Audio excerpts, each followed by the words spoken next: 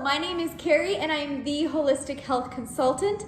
I have worked in healthcare for almost a decade as a nurse practitioner, and I am a certified personal trainer. I truly believe in whole body, head to toe health, and that is what this is all about. This is the Holistic Health Hot Seat, and I'm so excited that you are here. I truly believe in empowering you with education and resources to make decisions about your health. I'll be interviewing women about their health journeys, health experiences, different healing modalities, and the research that they've done, giving you an idea of what might help you. So let's get started. Hello, welcome to the Holistic Health Hot Seat. I am Carrie, the Holistic Health Consultant, and today we're going to do things a little bit differently. I felt really called and compelled to basically do my own interview with myself and talk on a topic that I talk to my one-on-one clients a lot about. I coach on in other groups when I'm asked to, and I just really wanted to put this out there and basically, like I said, do my own interview. So today we're going to be talking about food shame and guilt. This is really important to me because I struggled with it for so long, and I still struggle with it. It's not something that I'm perfect at by any means, and I don't feel that that's actually ever where we're trying to get, right? I do really feel that what we're actually trying to do, where we're actually trying to get, is just to a place of more self-awareness, really being able to check ourselves, check our thoughts, check our emotions, and move forward in a more positive way. And it's not about perfection. So I want to release you first from feeling like you have to be perfect all the time. That's not reality when it comes to health, healthier habits, healthier choices, right? It's just about really understanding what you need in each moment and getting closer to giving yourself that more and more often. And so that's where I'm at, especially with this journey. In particular, the food shame and the food guilt. I definitely was one of those people who would tell people what I was eating and like, oh, well, I worked out so I can have this. Or I did a really tough workout, so I don't feel so bad about going out with the girls tonight, or whatever it might be, right? Whatever story we feel we need to tell ourselves to quote unquote justify what we're eating, which is a bunch of bullshit and is very much rooted in the guilt and the shame that we feel around food. And that guilt and that shame is something that gets maybe taught to us, whether it's from family, from society, but just those experiences that we end up having, we then create these foods that are either good for us or bad for us, right? We are either allowed to have them or not. So really just simplistically, we look at something like a brownie and we say that that's not good. And we have to justify having a brownie or justify having a piece of cake or a piece of pie, right? When in reality, it's just food. It's just fuel. And that's what I really end up coaching a lot of my clients about when they ask about what they should be eating. Everything that you put in your body is fuel. Everything. And when we look at food from that perspective, now we can say, okay, how would I like to fuel myself today? How do I want to feel? And what is the best fuel for my particular body, right? Because that's the other side to it. Some people do really well on a lower carb diet. Some people don't do well on low carb. Some people don't do well on carbs. Myself in particular, I'm not a huge carb person. And so I don't do well on carbs. I feel bloated. I feel tired. So I don't restrict them entirely because we don't ever want to do that to ourselves. But I decrease them because it's just not how I want to feel. I don't want to feel like that, the way that I do when I eat carbs. So it's very personal, and it is about creating awareness for yourself of what feels good and what fuels you best. And so we have to make a couple of shifts. First, we really want to shift food out of good and bad categories, right? Food is not good or bad. We have assigned those things. And I will say, just quickly, one of the biggest places that this happens is in the diet and fitness industry. Billions of dollars every year goes into marketing certain foods as healthier or not healthy for you. And so just really keep that in mind when you're looking at food, as far as, okay, well, who says this isn't healthy? Who says this isn't good, right? We really want to be looking at those things. And then, of course, you do want to be reading the nutrition labels, right? And saying, okay, this food is going to fuel me this way. This is going to feel this way in my body, right? So we have to shift food into fuel. And then we have to look at, okay, what is it that I want to feel?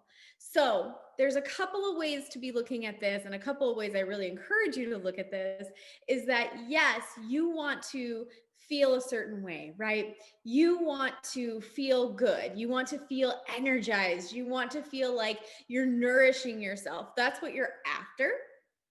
But at the same time, food can make you feel lethargic. It can make you feel bloated. And it also can have those negative emotions like shame and guilt attached to it from a previous experience. So we kind of have to wade through all of that, right? So one of the ways that I do that, and one of the ways that I really encourage people to start looking at this topic, really at like a deep, deep level, is by logging. And I will put the link in for my free health log for you guys to download so that you can have sort of a guide basically to what I'm talking about. But when we're talking about this log and building self-awareness, because that's really what this is, right? It's building self-awareness not only around the food that feels best in your body, but also around maybe where these emotions are coming from and how you can work through them. And so that's what I really want you to focus on. So when I have people log, it's not simply just, I ate egg whites for breakfast and chicken for lunch and chicken for dinner, and I had my 2 snacks. That's great. That's awesome. But what I really want to know is, when you ate that food, how did it feel? I want to know how it felt in your body.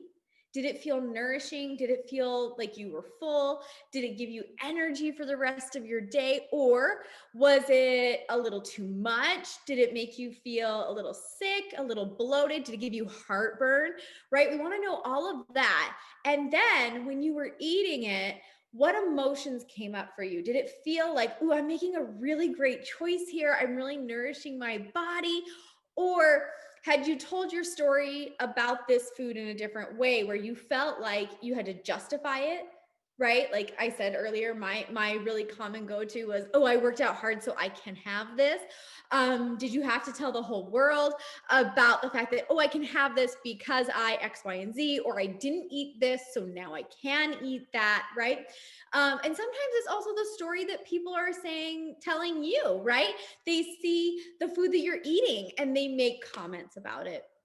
And so by building self-awareness, by shifting how you see food, you get to change that story. You get to change the old story of justifying or feeling guilty or feeling shameful. And you get to change the story of those other people around you. You won't feel so triggered by those comments, right? Because it's really not anything that has to do with you. It's actually their food story. It's actually their food dysfunction that actually is being revealed in those moments to you. And it's not anything to do with you, but we take it on if we haven't dealt with our own dysfunction and food emotional labeling, if we want to call it that, right? So it's really about doing this deeper work, really getting deep into what food means to you, the emotional attachment to food, and how it feels in your body, so that you can change the story, you can shift your perspective. And that is why I also call myself the holistic health consultant, because I'm not here to tell you exactly what to eat at exactly what time to eat it, because you never learn anything about yourself that way, never ever. So that is the big thing, is really building self-awareness, and then really knowing who you are and how you feel in your body from moment to moment, and how food supports that, right? Food should be supporting you. It shouldn't feel restrictive. When things feel restrictive, they're harder to stick to, of course. There's less sustainability. I don't ever recommend cutting out entire food groups. Yes, even sweets. I know that can be surprising. I'm not saying that you should eat sweets all day, every day. However, having a little bit of something sweet every once in a while that feels good in your body is okay. It's okay. Like for me, I personally don't do well with dairy. So I get dairy-free ice cream, and every once in a while I'll have just a tiny bit of it. And I feel good, and it feels good in my body, and it's okay. It's not destroying every goal I've ever set for myself, right? It's supporting me in a way that I feel nourished, and it's just a little treat, and there's no guilt. There's no shame in it because it's just food. Food doesn't hold that value. I assign that to it, right? And like I said, I'm not perfect. I still have times where that does come up for me. But the more times we practice this, the less we will experience that shame and that guilt, the less we will feel like we need to deserve or justify food. You don't ever have to deserve a meal. You just get to eat and enjoy and nourish yourself through food. And when you start to shift and see food as something that nourishes us, it's really powerful, and it gives you back your power because you get to decide what nourishes you best, right? It's not about following a diet. It's not about following restriction. It's about really sitting down and getting to know yourself, really getting to know yourself. Again, another reason I call myself a consultant, because I'm just consulting on what's going on with you, right? So when we go through your logs, we're just looking at it and saying like, okay, so I noticed when you eat this, you don't feel so great. You don't feel so good. All right, what can we replace that with? What can we do to make sure that you're nourishing yourself better more often than not, right? And so that's really the key, is that you're in control of every step, because you really do have to buy in to your own health journey. You have to decide that the decisions that you are making are the best decisions for you. And I'm just here to guide you, support you, and educate you along the way, right? So when we get down to it, it's really about building self-awareness. We build that self-awareness through using a log of some kind, really taking note of what you're putting in your body, how it feels in your body, how it fuels your body, and the emotions that come up with it. And then moving forward, you get to decide how much of the feelings that you actually want you get to experience by nourishing and supporting yourself the best way possible, right? Because now you have this log that gives you this wonderful, explanation, and it gives you this great insight into you, into your feelings, into your emotions, into what fuels you really well. And then you get to make choices that help you feel the best based off of that information, right? And so it's really important that we talk about this, because a lot of time with women in particular, although I feel that men do go through this, but I can only speak from the female experience. Women in particular, we do have a sense of guilt and shame around food, around how we eat, around what we eat, around how much we eat, of like not just knowing yourself, not just building the self-awareness, but also saying like, I'm pretty freaking amazing, and the body I have is amazing as it is. And that's all I'm here for. I'm only available for things that are loving, nurturing, and nourishing to my body. Right? So I hope that all makes sense. The biggest tips that I have for you really are learning to know who you are, stand in your power, and log. Like, I know that seems so silly, but really, truly, honestly, the amount of information that I learned from somebody's log about their food, when it comes down to like how it felt in their body, the emotions that they felt, and then again, how they just like feel energetically from the food that they eat, has revealed tremendous things to me. And also got the people who log, the people who reveal these moments in time to themselves, the people who log, the people who look back at what felt good, what felt not so good, how they felt emotionally with the food that they were eating, how they worked through and navigated that, are the ones who are able to more often than be successful with sustainable long-term health results, and also really make better choices overall going forward, right? Because they know themselves, they're learning about themselves. And so it is really looking at that log, reflecting back on it, learning about yourself, knowing who you are, knowing what you need, really doing basically a full body scan and check of your body of like, okay, when I feed myself these things, this is what happens and this is how I feel. And so it's so important that you're really doing that work. Like I said, I will put the link to my health log in this the interview with myself. I will put it in here in the show notes so that you have it. You have it. It's free. Just download it. It goes through everything. It does food. It does sleep. It does stress. It does energy. If you just want to look at the food and the energy, that's totally fine, right? It's a free downloadable PDF. Utilize it how it feels how it feels best to you.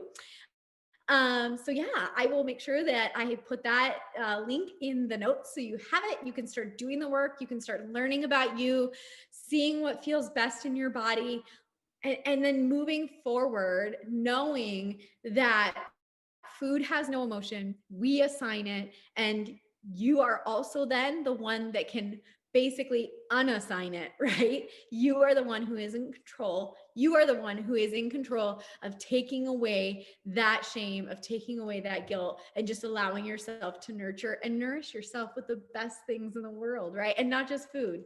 That's exercise, that's sleep, that's movement, that's journaling, meditating, praying, whatever it is, you get to have the best of it because you are worth the best of it. Okay. All right, guys, I hope that this was helpful. I hope that it gave you some insight into maybe some of the things that you can do. And like I said, starting off with the log is really the best place to start, and then moving forward with the information that reveals to you. All right. It was so good talking to you guys. I will be doing more interviews like this for you all. And don't miss out on all of the interviews that I'll be doing with other people as well. So be sure to like, share, and subscribe. All right, guys. It was good talking with you.